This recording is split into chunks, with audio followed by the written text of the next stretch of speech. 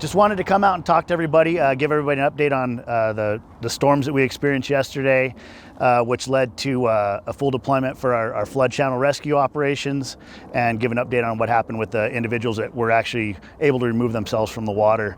So just after about 2:30 yesterday, everyone was aware of that storm that came through, and in typical Albuquerque fashion during the monsoon season, our weather goes from clear to flood channels are packed, and we have reports of victims in the water.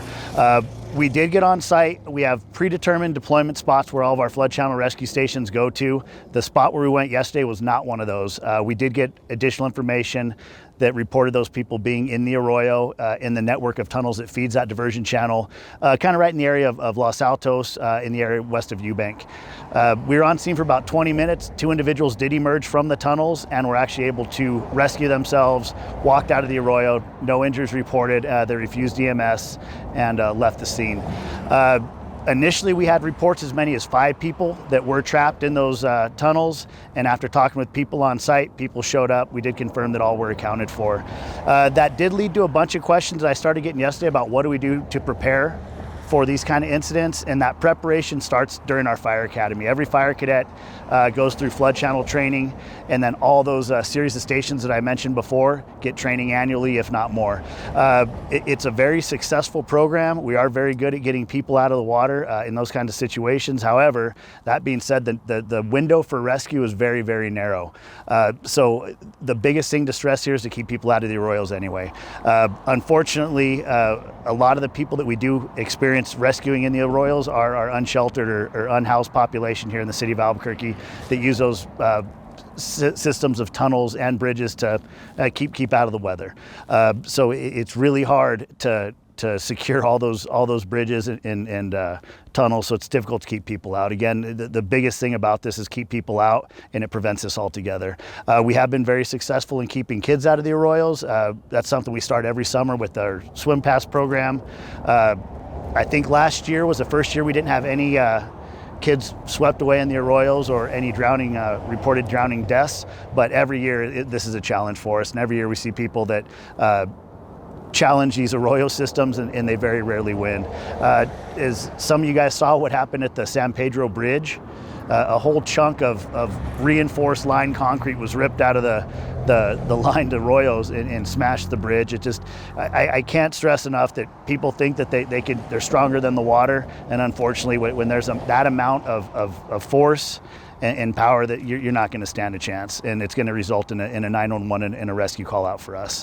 One very unique part about Albuquerque, behind us you see the elevation change. Down here in the valley, you know, we're just below 5,000 feet. Up there in the foothills, it's 6,500, even more in some areas. So that amount of water coming down, that amount of vertical elevation through our series of flood channels, it's a very powerful and very efficient ways to move water, but it said the people are not meant for that. So if there's anything I didn't touch on, please ask. I'd be happy to answer any question you guys might have. We were talking to Mafka earlier today. You covered a little bit how most of the people who are in the arroyos are homeless. Is there any plan to, when the weather, is expected to be stormy, to go down to these underpasses, kind of warn them, saying, hey, just for your safety, we are expecting storms later on today. More than likely, it's probably best to get out of here. Yeah, so there is a form of alerting system right now where they do, I guess, make notifications in some of those kind of high traffic areas in those arroyos. It's something that's been in the works for a long time, is to get a mass notification system for all the arroyos and flood channels. It's just not something that's operational yet. We were talking while we were all getting set up about how surprising the storm was, how it kind of came out of nowhere.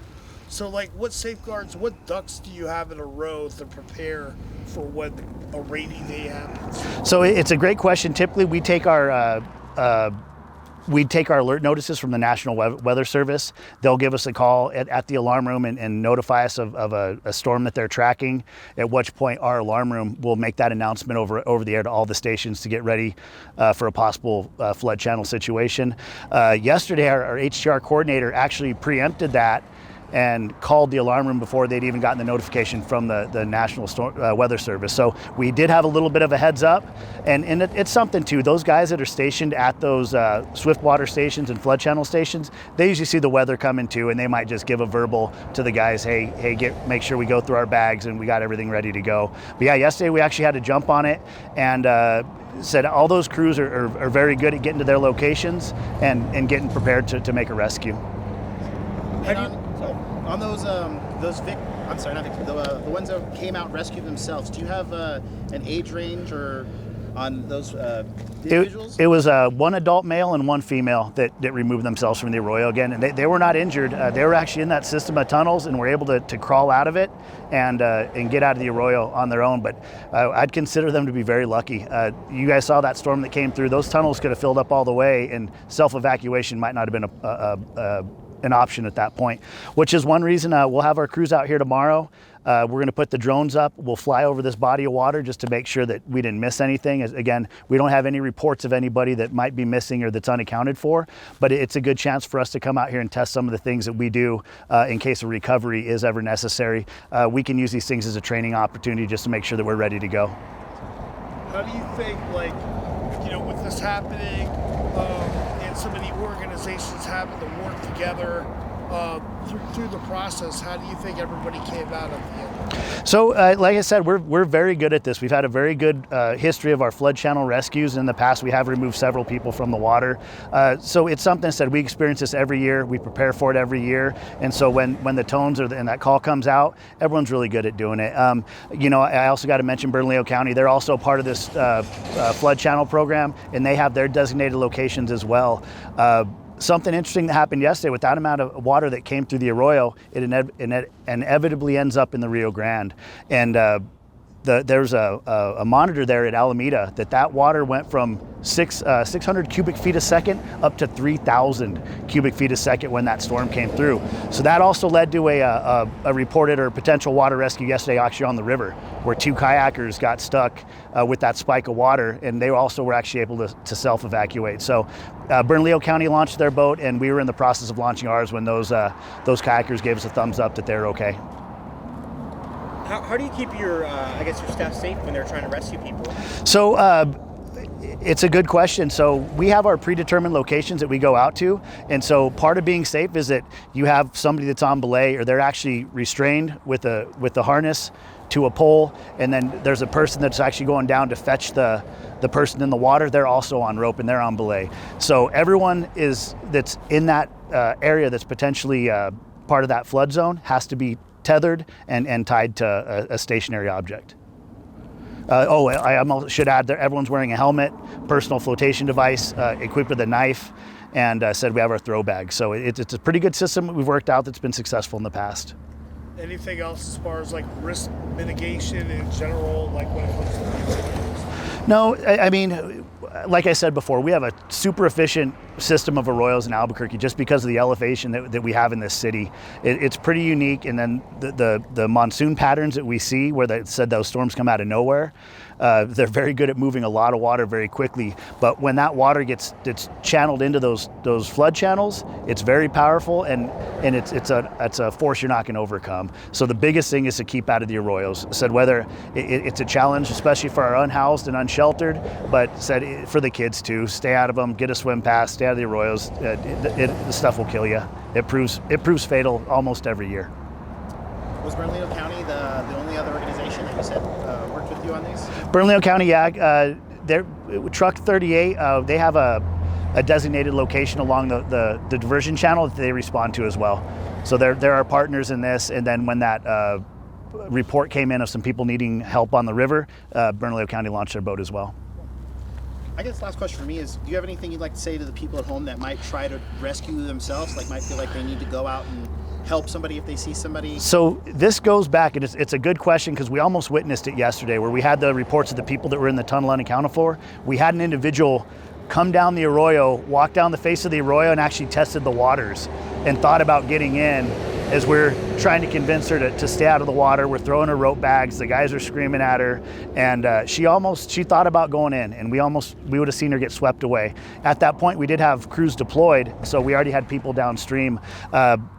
that's one of the most challenging parts of these types of rescues, is usually where the person is seen going into the arroyo isn't where we find them. So if somebody does see somebody go into the water, please try to provide accurate information in where they were last seen. That way we usually know where they're going, and everyone sets up downstream in order, but at least we know what to expect.